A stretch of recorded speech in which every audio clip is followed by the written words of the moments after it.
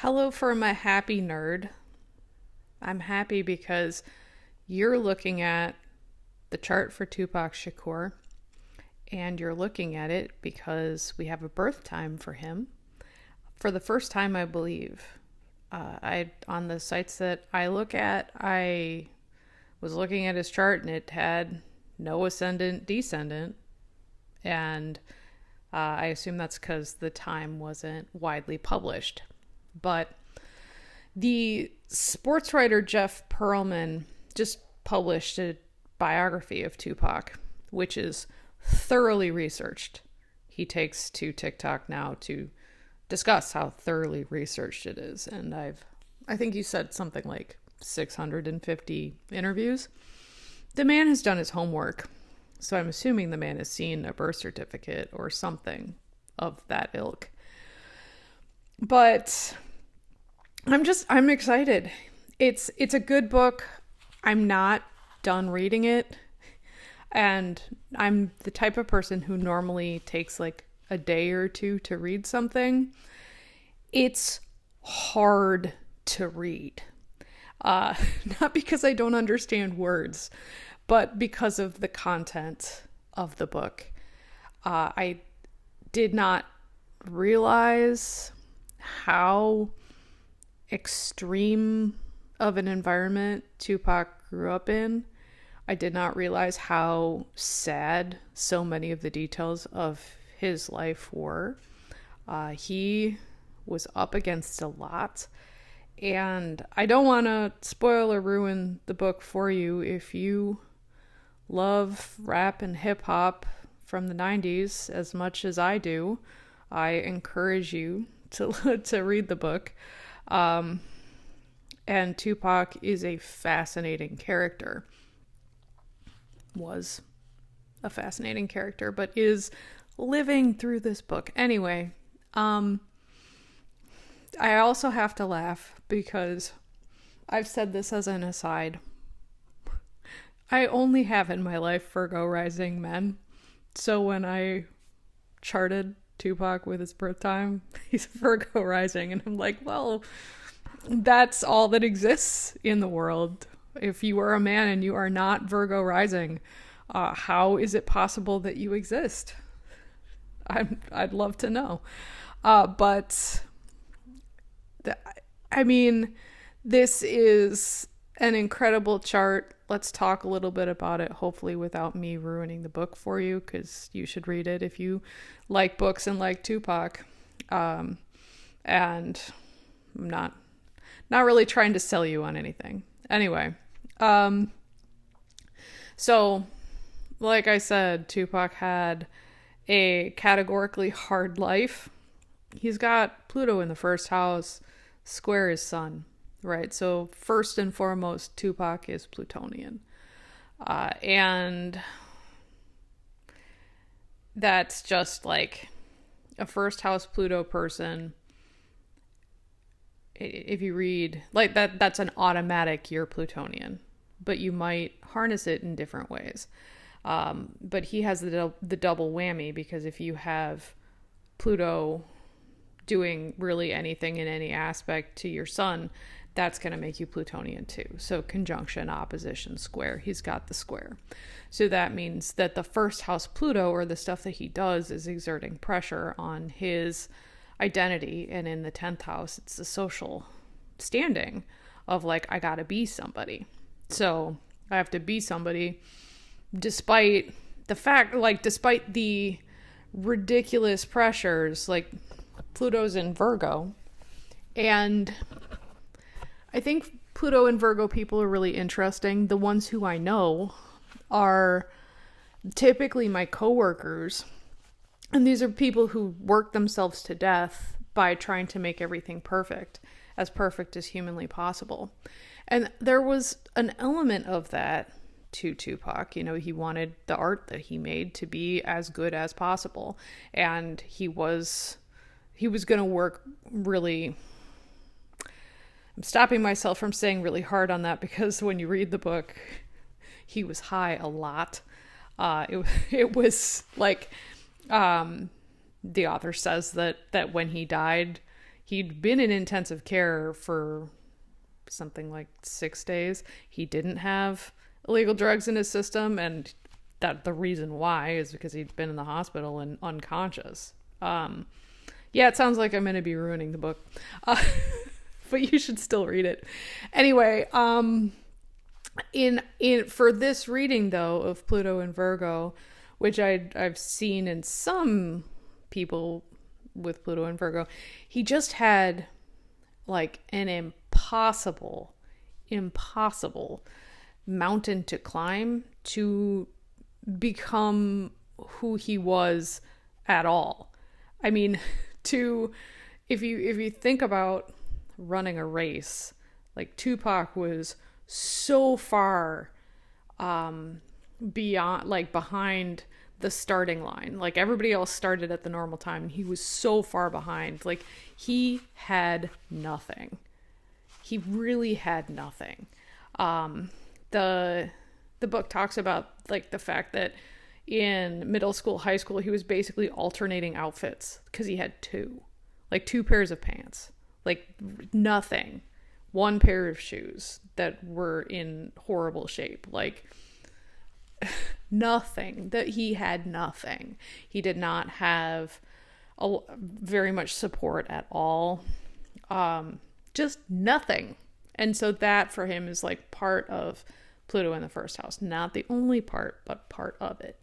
The other thing about Pluto in the first house people is that their decisions and the consequences of their decisions are profound throughout their lives.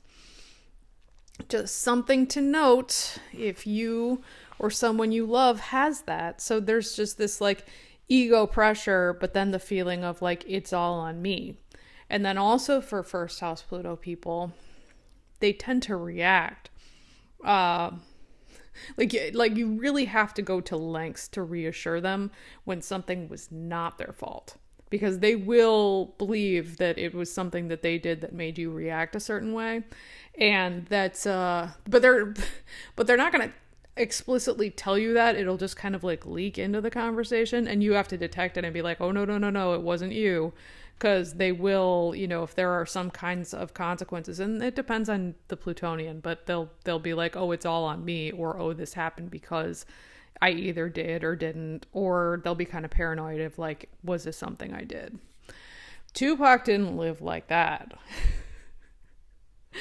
And now I'm gonna jump around a little bit. Like, Tupac, the other thing that surprised me about the book was how this man went from 0 to 1,000 when it came to interpreting something as hostile.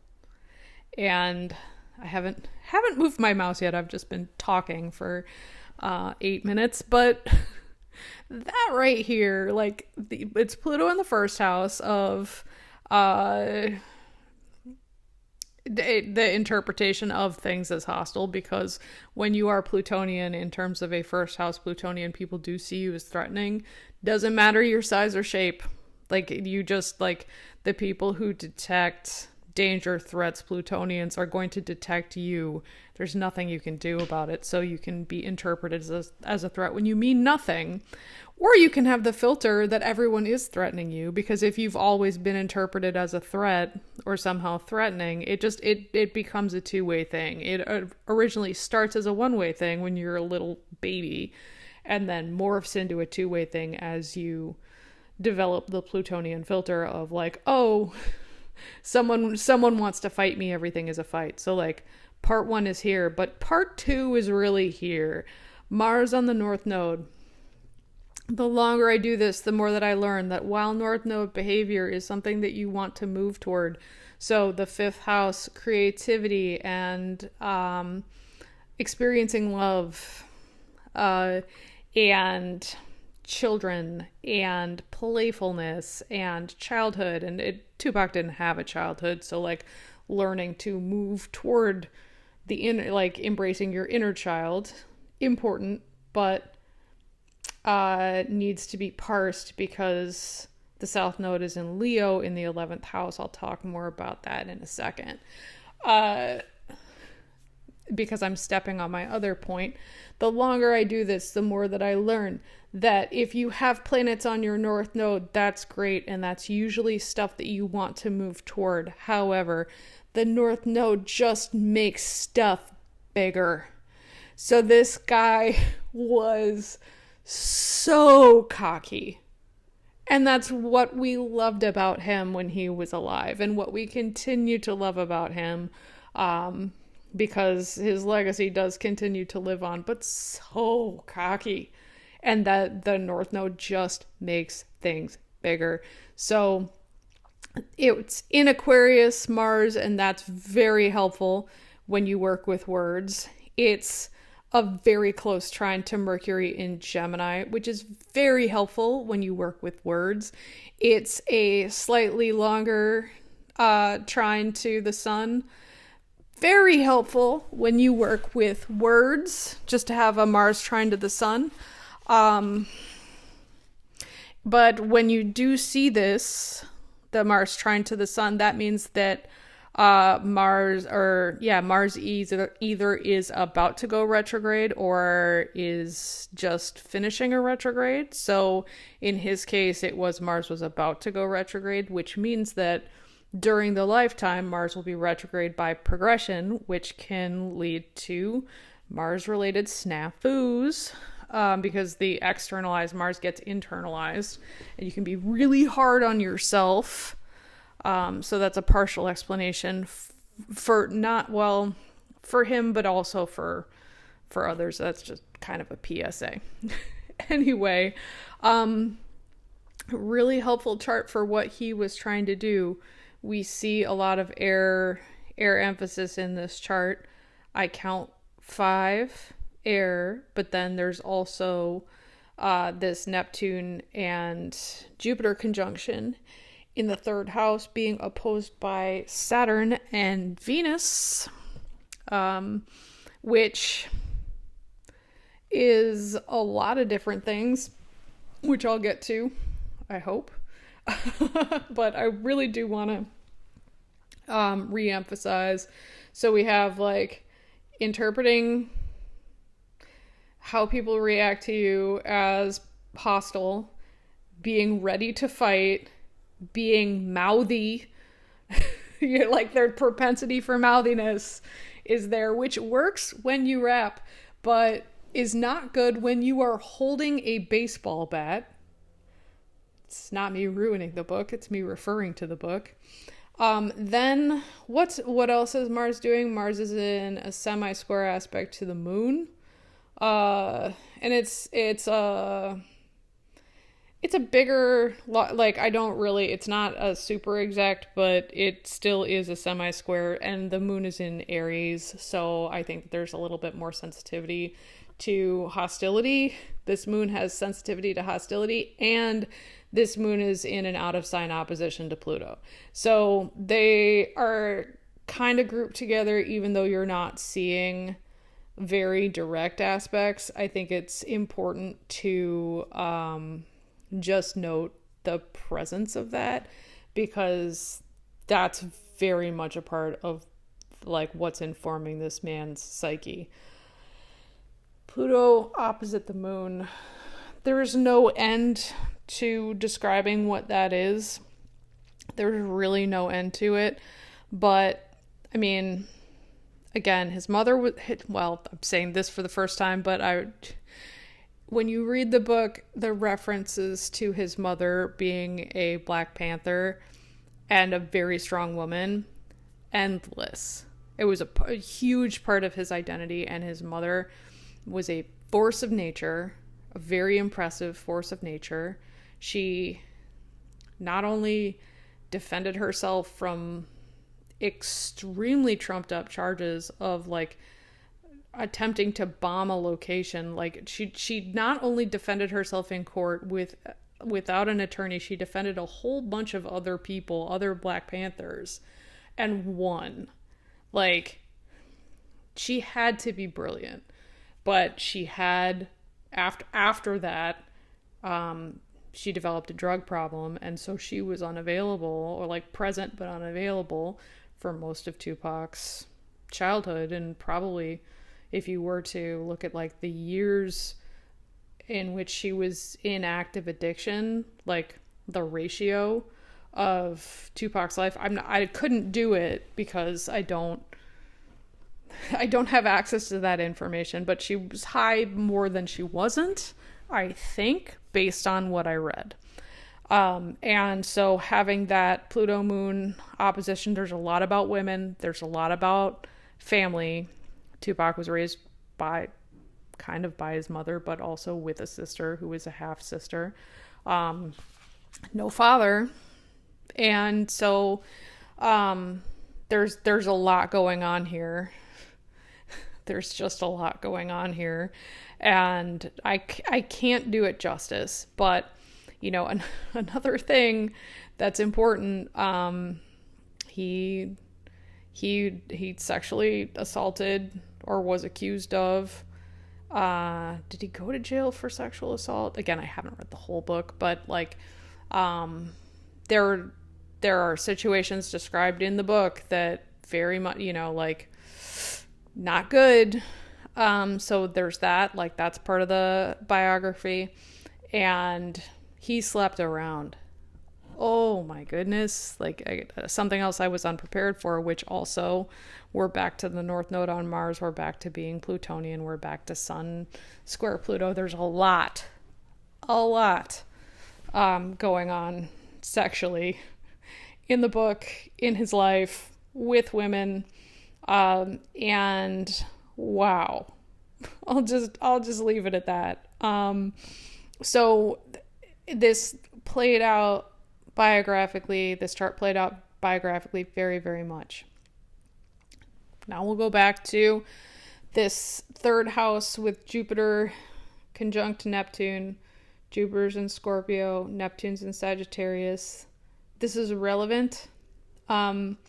These conjunctions, so like, it's more difficult to read conjunctions, planetary conjunctions, when they're out of sign, because when they're in sign, it's just like, oh, well, Jupiter in Scorpio, and then if Neptune was in Scorpio, that would be a lot about death, and that would be a lot about sex, which there happened.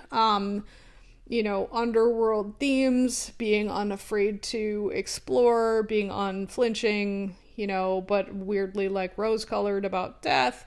But then the Neptune in Sagittarius part, well, then there's a lot of faith, there's a lot of creativity, because Neptune's now in a fire sign. If Neptune had been just in the water sign, it would be a lot more passive. Neptune in the fire sign makes it active. So there's complexity, where if it was just the two in the same sign, there would be simplicity. And so now there's drive, and there would be imagination either way, but the imagination with Sagittarius means we have to do something about it, where if it was just in Scorpio, we wouldn't. And then it's opposed by Saturn in Taurus, of like, you have to make something of it. You have to make it real. You have to ground it. People might not understand your vision because you're having third house visions of like what's happening around you, but how in touch are you with exactly what's happening around you, because Neptune's involved. And then challenged by Saturn of like the critics, or people with a very different perspective, or other people's belief systems, because it's a ninth house opposition. But the Taurus Earth drive is like, ground this, make something out of it, keep trying. And then it's conjunct Venus, of that's even more of like needing to create art, taking art really seriously. And then we add the Virgo, Pluto and Virgo back into that, because it's trining that ninth house combination of like, as part of my identity, as part of how I appear in the world, I have to do something with what I'm seeing. Like, it's just all pulled into this. I know my software is not linking them together, but they are linked. So if I had wider orbs, you would see it. So I'm just referring to it like, and but then the other thing that you read about in the book is Tupac didn't have I'm the second, well, maybe not the second, I don't want to give myself that much credit. Jeff Pearlman talks about this, like Tupac he wasn't raised, like he didn't have great hygiene, and like personal hygiene was a challenge when he was an adolescent, because personal hygiene is a challenge when you're an adolescent. You don't realize you're stinky at first, but like no one taught him how to clean up after himself. No one taught him how to clean up at all. Like it's repeatedly described as he's like a nightmare roommate, and he just like put garbage on the floor, didn't understand. There were things missing because he wasn't raised, which is this third house situation, but then also this Pluto moon situation of like, there was no one to tell him like, hey, do this, until he then had adults or peers telling him, hey, do this. And then that's interpreted as a fight. So that's a problem. And it was, and so he has this vision of the world, and it alternates between a really limiting one or limited one and then what could be, and having to marry those and make something of it with this Jupiter and Scorpio and Neptune and Sagittarius, and then like have pressure, which would be felt internally but then also encountered externally, to succeed and be great, and keep trying despite odds. Like that's all baked in here.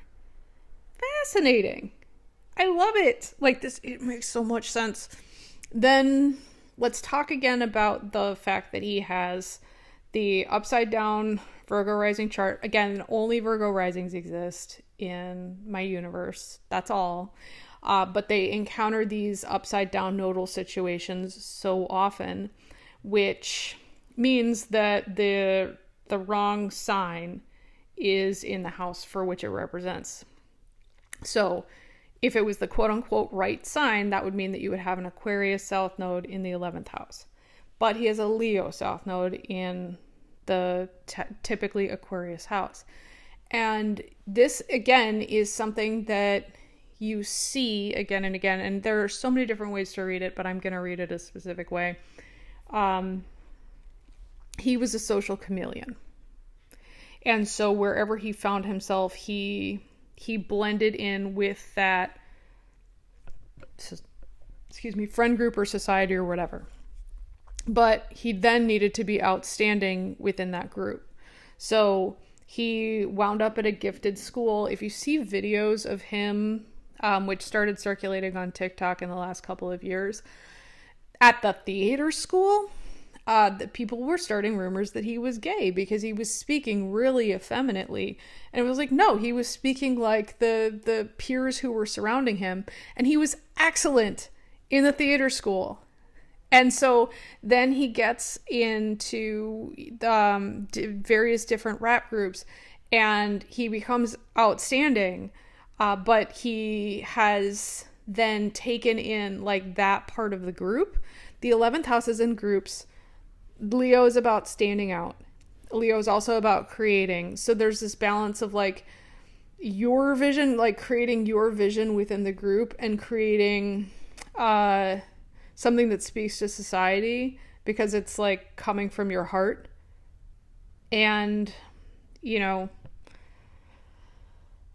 I think he did both. I think you see that in the biography, like throughout his life. He also has this 10th house sun, which is motivation to be outstanding and be a community leader and like the natural, just like stepping into roles, which is helpful if you want to be successful.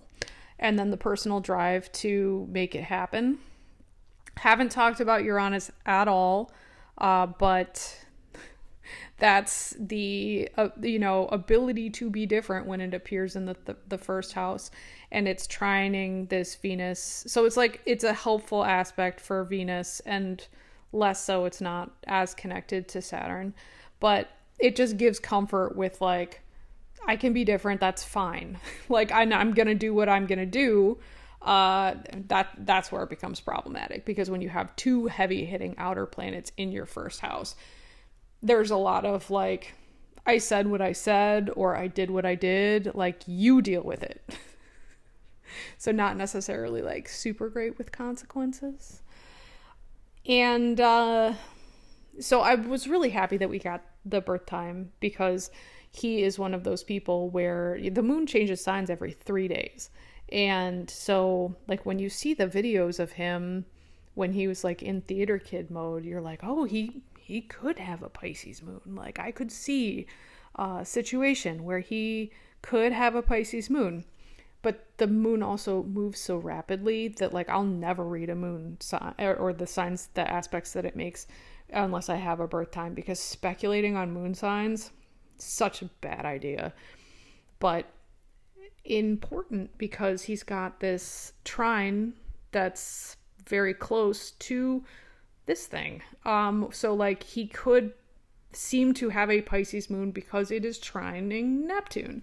And this is like it's a weak sextile to the Saturn and Venus conjunction, but it is definitely a sextile because these are conjunct in another out of sign conjunction. Obviously, I'm just saying it to say it, but the moon would fall pretty close to the midpoint of these two, and so that pulls it in much more thoroughly. So while you would say, oh, it's a loose sextile to Saturn, or oh, it's a loose sextile to Venus, because its degree is between these two, it's much closer and it's talking to those two much more closely. So this moon is doing so much in this chart. It's got this opposition from Pluto. It's got this semi-square from Mars. It's got this sextile to Saturn and Venus, and it's got this trine to Neptune and Jupiter. When I'm tired, I say the wrong planet name, so I'm just trying to talk slowly and focus. So the emotional life, the unconscious life, the depth at which he is interacting with others, because the 7th house is stuff that you project. And also, like, you need, when you have a 7th house moon, you need someone else to tell you, like, help inform how you feel about stuff. And you also need to relate to others the same way that you need water. You can't lock someone like this in a room by themselves. And if you're a man and you're heterosexual, you need women around you. Period. The end. For what? It varies, but you need at least one representative from the females. But you need that emotional connection, like with anyone, like you need water. And fascinating chart, fascinating person.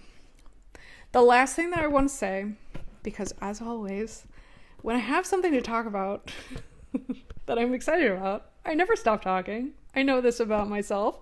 So that's why I just passively put this stuff up here, because you can listen and you can learn, you can enjoy or not. I do this because I like this. And anyway, who cares about me? It's not important. The last fascinating thing that I want to say is not astrological, but it does reference this existential thing that is just rattling around in my head because I keep encountering it in different ways, which is that he was living like he knew he had limited time. I could do a different video about the death or the shooting of Tupac and then the death. I'm literally looking at, like, I have 2 other charts with the progress of the day that he died and the day that he died, and we could look at both of them. I can do that. I do see stuff. It's pretty like, hey, bad time to take risks kind of thing. But he seemed to have knowledge that he had a finite amount of time and he needed to cram as much as possible into that finite amount of time. And it's just something that I'm becoming aware of like, some of us know that we only have, like, that we're on like a different type of trajectory. Some of us don't. Some of us, die suddenly. No one saw it coming. It's sad. Like death is sad. Death is a part of life.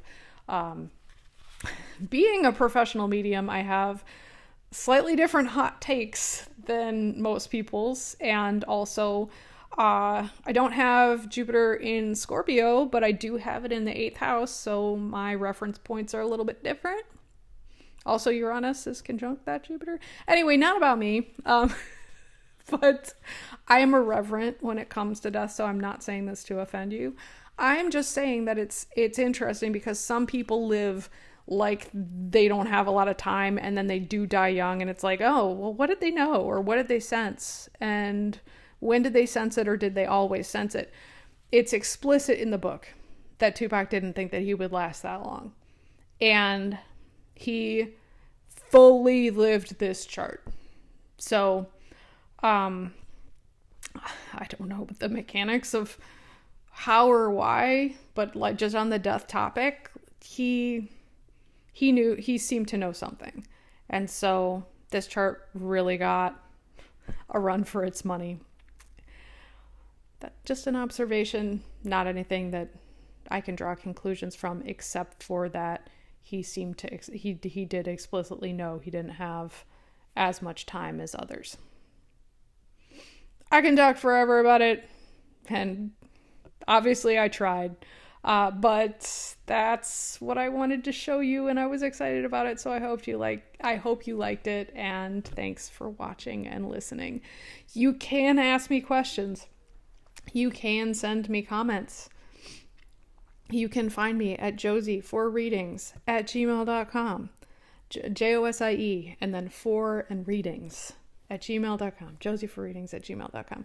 I don't open comments on YouTube because I don't want people's opinions given as freely as YouTube comments make them out to be. But I do like to talk about this stuff, obviously. Otherwise, I wouldn't be making videos. So that's how to find me. Thanks for watching. See you next time.